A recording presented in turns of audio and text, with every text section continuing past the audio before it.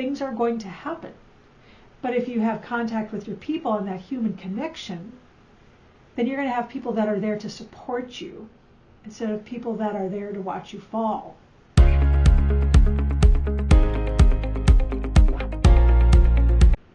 Hi, and welcome back to the Empathic Leader, where we talk all things empathy and EQ and how to apply them in today's organizations through leadership. I'm Dr. Melissa Robinson-Winemiller, and I'm so happy to have you here again. We are working through my book right now, which will be coming out in September, because I want to give you guys a little bit of a flavor of what's going to be in there. But before we dig in, please like and subscribe so I can keep this channel going. We can keep this discussion happening, and we can get the word out to everybody, whether they're leaders of millions or leaders of one. Doesn't matter. These are skills for everyone. So chapter 4, I actually spend some time talking about the next step. So last chapter we spent time on self-reflection, but once you figure it out, what do you do with it? The first place to apply it is to yourself. So what I spend time talking about in this chapter is self-compassion and self-empathy. Now, self-empathy might sound like kind of a counterintuitive concept, because if, as we talked about, empathy is feeling what another person is feeling, you already know what you're feeling. Or do you? I know a lot of people in top leadership positions who tend to not feel what they're feeling. They're in the job, it's very high stress, there's a lot of responsibility, and they tend to be very hard-driven, hard-working people. They're what we would call highly self-actualized. So if you think of, right, Abraham Maslow's pyramid, the hierarchy of needs, and at the bottom you have like food and clothing and shelter and safety, and you go up, and at the very top is self-actualization. That's supposed to be what we're all striving for. That's when you know who you are and what you're about, what your ambitions are, what your loves are. You're able to take it to the pinnacle of whoever you are. So these are generally people that are very highly self-actualized. But because of that, they take these things very seriously, whether it's the responsibility, whether it's the weight of the job, whether it's all of the people that they're taking care of.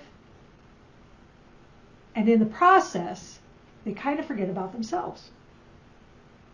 The other thing that tends to happen to anybody in any leadership position at any level is they may not be in that position because they're the best leader. They may be in that position because they were the best at what they did.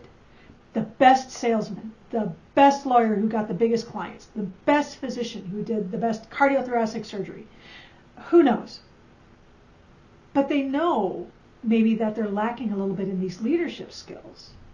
And this can be very difficult. It can cause them to kind of be out of touch because they're trying to fit into a mold that they may not feel completely comfortable in. This is why I talk about self-empathy and being able to be in touch with these emotions and understand that it's okay to be a human being, that you're not going to know everything. You're not always going to show strength. Things are going to happen. But if you have contact with your people and that human connection, then you're going to have people that are there to support you instead of people that are there to watch you fall. It's a very, very different dynamic. Once you're able to show self-empathy, you can then move into self-compassion. And by self-compassion, right, empathy is what you have. You're just feeling that feeling with someone else. Compassion is the action that happens as a result of empathy. So now we're getting into the actionable part, which is what we talk about in this book. It's not about having, it's about doing. So if you can actually show yourself self-compassion, show yourself mercy, show yourself understanding, show yourself even a little bit of gentleness, now you've taken it to an actionable step. And here's the thing.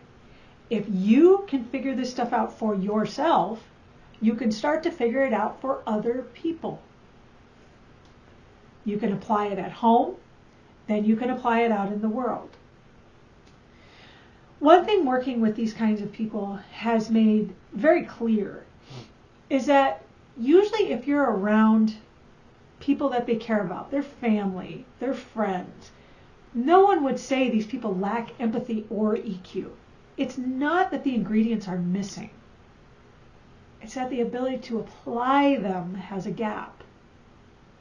So by learning to apply it to yourself, you can then learn to apply it to everyone else. I call this chapter Charity Begins at Home, because you're starting with yourself. And to me, what that saying has always meant is that you start with your charity closest to you, to your friends, to your family, to yourself. Then it ripples out to the community, to your church, to your organization. From there, it ripples out farther to your community. So by starting at home, the ripples of this charity move all the way out. And that's what we're looking to do here. If people get nothing else from this book except to start with self-reflection and then start to integrate self-empathy and self-compassion, then this book is a success. Thank you so much, and I'll look forward to seeing you next time.